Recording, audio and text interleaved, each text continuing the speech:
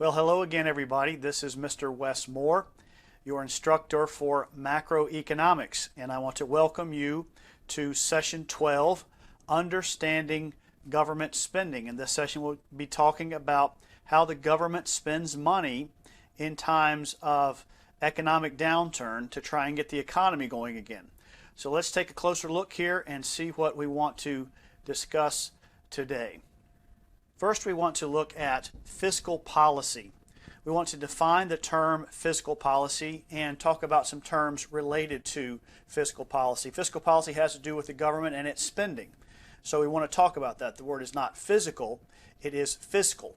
So then we want to move on from there and we want to talk about how the government uses fiscal policy during recessions. The government will try to use its spending abilities to shorten or get us out of a recession. We want to look at how they do that. And then thirdly, we want to look at some weaknesses of fiscal policy, particularly in the area of pulling the economy out of recessions. Does that actually work? And are there any long-term ramifications or problems with trying to do it that way? So let's get started then with fiscal policy, definition and terms. The word fiscal comes from a Latin word, fiscalis, and it refers to government spending.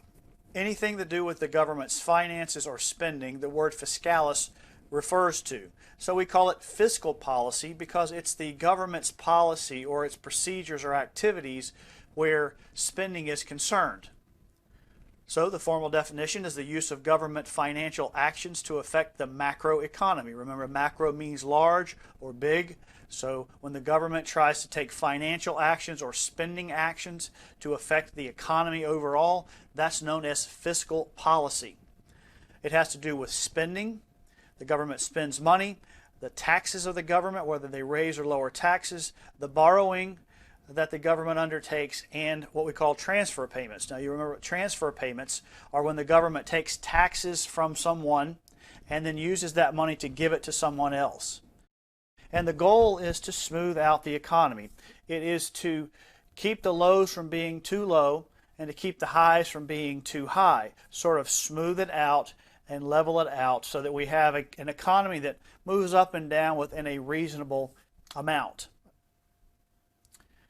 When it comes to fiscal policy, there are some key terms that we need to talk about. There are really two tools that can be used under the broad umbrella of fiscal policy. The first is called an automatic stabilizer. An automatic stabilizer. And an automatic stabilizer is just a government spending program or a government action that kicks in when certain things happen in the economy. It might be a revenue program like taxing, or it may be a spending program. They adjust as the economy moves up and down, and they do this automatically. The government doesn't have to pass a law. The Congress doesn't have to meet. The President doesn't have to sign any kind of new legislation. They automatically occur. Examples of these are unemployment pay. If you lose your job, you don't have to wait for the government to pass a law that says you get unemployment pay. So the government goes ahead and it kicks in automatically. All you have to do is file for it. That sort of prevents the low from getting too low because you're not going to go to zero income. You're just going to go down to that income that you get from unemployment pay. Income tax is another way to stabilize. Income tax on the top end. If everyone starts making a lot of money and the income rises, to keep demand from going too crazy and the economy going off too high, the tax system will kick in and it will take more of your money as you make more money, and therefore slow down your spending and slow down demand. And then welfare payments in the time of slowdown. Welfare payments will sort of, again, cushion that bottom, give people food stamps and housing assistance and things like that if things get really bad. Those are called automatic stabilizers. Well, then we have what's called discretionary policy. Discretionary policy is what the government does in addition to the automatic stabilizers. The government has to step up and actually do something then, take an affirmative action, take a positive step. They can't just wait for something to happen. So this is called discretionary policy because it's up to the government whether or not they want to do that. It's up to their discretion. These things are not automatic. Some examples of these are purchases. The government will spend money during a recession, for example, to get the economy going again. You also have the government changing its tax policy. It will lower or raise corporate or individual taxes to get the economy going one way or the other. And then transfer payments again, moving money around to try and soften the blow for when the economy is slowing down. So those are examples of discretionary policy. And these are usually called, when we see this in a time of a downturn, there's usually called stimulus plans. That's been the term that's been used for the last 20 or 30 years. We call those stimulus plans when the government takes action under its discretionary policy to try and get the economy out of a recession. We'll call it a stimulus plan. And what we want to spend our time on the rest of our session here is we want to look at this discretionary policy. Automatic stabilizers are fairly easy to understand, and there isn't a whole lot that the government does to change those, although they do extend unemployment benefits and things like that as a part of discretionary policy. But we want to look at what the government does in general terms under discretionary policy to bring the economy out of a lull or a recession, using fiscal policy during recessions. You may remember this graph from a previous session. This is the aggregate supply curve.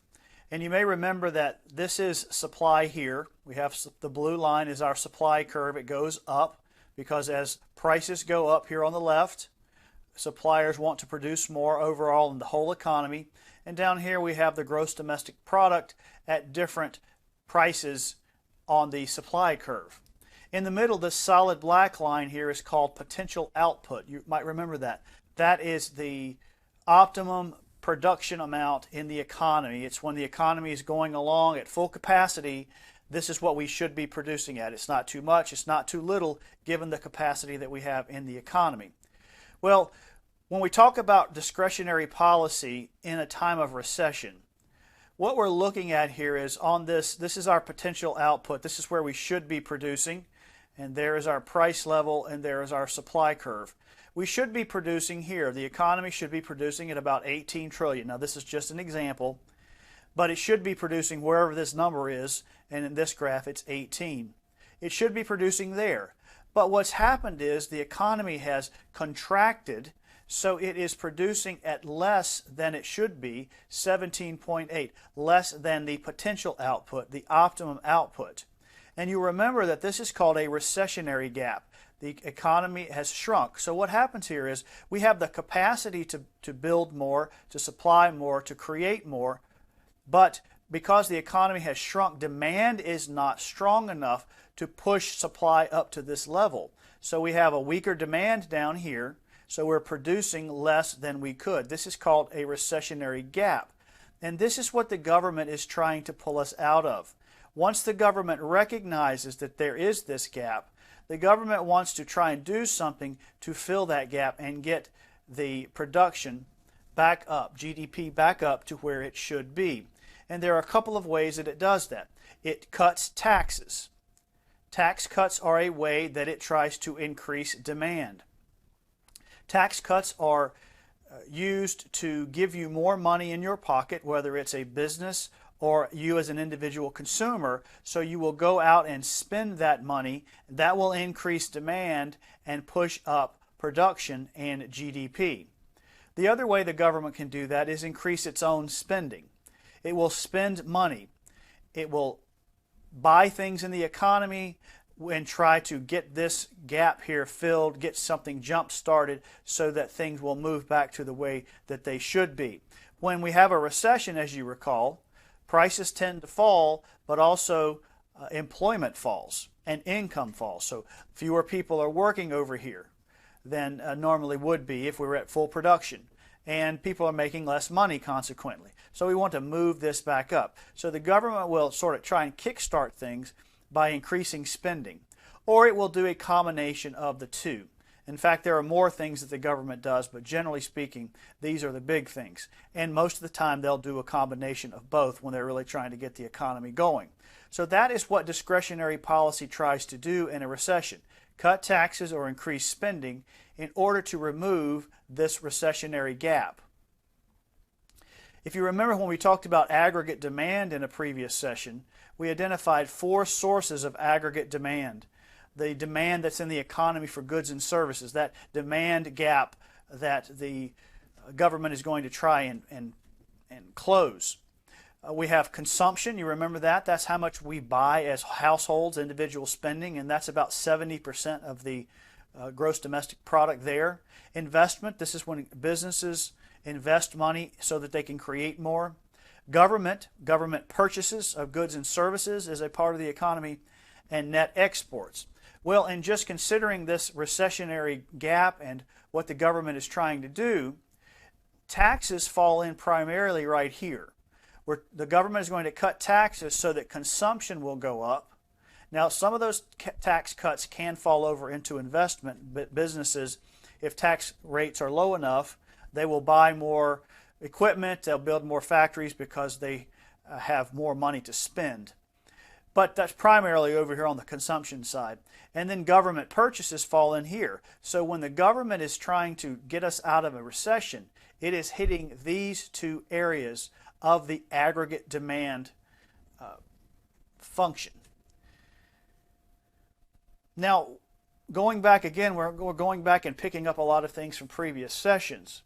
Both of those, whether it's a tax cut or a spending program by the government, both of those depend on the spending multiplier to be successful. You may remember what the spending multiplier is. The spending multiplier is how much does an increase in consumption spending or government spending produce in the entire economy. In other words, if I spend $100 in government spending, how much does that produce in GDP in the whole economy?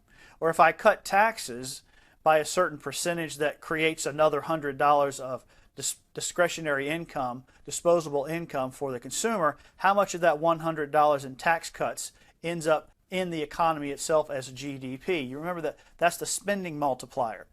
And it is based on what we call the marginal propensity to consume. Remember, that is just how much of every dollar that you get do you spend. So if you spend 90 cents out of every dollar, the marginal propensity to consume, the MPC, will be 0.9. If you only spend 80 cents, then it'll be 0.8. So depending on the multiplier, the spending multiplier, if the government spends another $100 in spending, or if it reduces taxes by $100, and the MPC, the marginal propensity to consume, is half, 0.5, then that $100 turns into $200. That's a 2 multiplier. But the government wants the multiplier to be as high as possible. For example, if your MPC is 0.8, which means you spend 80 cents of every dollar that you get in tax cuts or government spending, then the multiplier is going to be 5. And there will be $500 worth of difference in GDP for the government coming up with $100 in what's called stimulus. So that is sort of what both of these programs are relying on. And when we look at weaknesses, we're going to find that that is where the weaknesses are. So if we go back to our graph here, what the government is hoping is that they're spending a small amount in spending, or they're spending a small amount in tax cuts. They're cutting their income, so in essence they're spending it. They're hoping that they can spend a little bit here and a little bit here, and this gap here, for example, is 0.2 trillion, which is $200 billion. So the government is hoping they can spend less than $200 billion and get the economy kick-started and push production and GDP back up. That is the goal, that is the plan. But the question is, does that goal work? Is that something that actually plays out? Well, we find that there are a number of weaknesses in the government's use of fiscal policy in this way. Let's look at some weaknesses or problems with fiscal policy to pull us out of recessions. One of the problems is the government has a very hard time estimating economic factors. It is just very difficult for the government to figure out some things about the economy. For example, potential output. What should that be at any given time? How do you know that it's lower than it could be? How do you know what the actual capacity of a multi-trillion-dollar economy is? And then the natural unemployment rate. Remember, at potential output, the natural unemployment rate is everything but the cyclical unemployment. So what should that be? Should it be 4? Should it be 5? Should it be 6? If it should be 4 and the government thinks it's 6, then how is the government going to respond to that accurately? So the government has trouble understanding some of these basic economic factors that are going to help it steer the economy in the right way. Another problem is doing things at the right time. The government doesn't always act quickly. It takes time for the government to pass legislation and get spending programs going. It is difficult to coordinate different government entities to do things at the right time. Another big problem is that you usually do not know you're in a recession until 6 months to a year after you've actually entered it.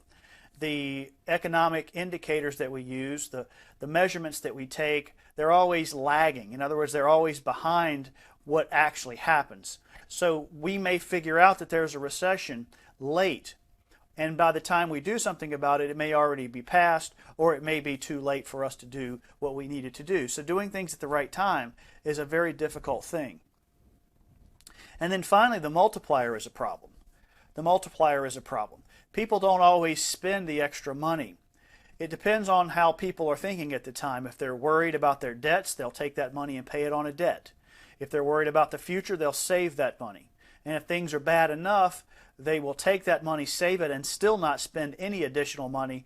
They'll cut back on their spending even more. So you can have times when the multiplier is less than 1, which means the government spends $1, but less than $1 actually shows up in the economy. You can also have times when it's negative, which means that the people are taking the government's money and still cutting back on their spending. So these are the problems that you have with fiscal policy in trying to fix recessions. And there is a paper written by the Mercatus Center at George Mason University. They studied all of the stimulus plans since World War II up to about 2010 or 2011. And they produced a report on the analysis that they conducted, and this is what they found. There is no significant relationship between changes in government spending during recessions and economic growth at any point from 1 to 10 years later. In summary, regardless of the time horizon and regardless of whether the economy is in recession or expansion, the data exhibit no evidence of stimulus spending having any effect on economic growth. And in their report, they outlined the weaknesses that you and I just talked about.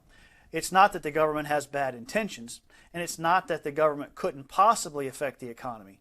It's just that given all of the weaknesses and all of the difficulties involved in doing it, it just doesn't make a lot of difference. Another problem that we have, we're spending all of this money for what is a questionable result, but all of the money that we spend, this is as of the end of 2020, is borrowed money. So every time we spend stimulus money, every time we send out a new stimulus check, every time we cut taxes, every time we do anything in the area of stimulus and government spending, fiscal policy to try and pull us out of economic downturns, all of that money is borrowed. And at this point, we have a 27 trillion plus national debt. And I'm going to talk about that in our final session. But this is going to be a very, very big problem for the nation moving forward. We have a lot of economic problems that are going to spin off of this massive debt that we really have to address. So stimulus plans in the future are going to be very, very difficult to carry out because our ability to borrow is going to be reduced because of the size of our debt. And as I said, every dime we spend is borrowed. So that concludes our session here, session 12 on understanding government spending. I hope that you've enjoyed it. I've enjoyed sharing it with you. I hope you have a great day and look forward to seeing you at the next session. Thank you.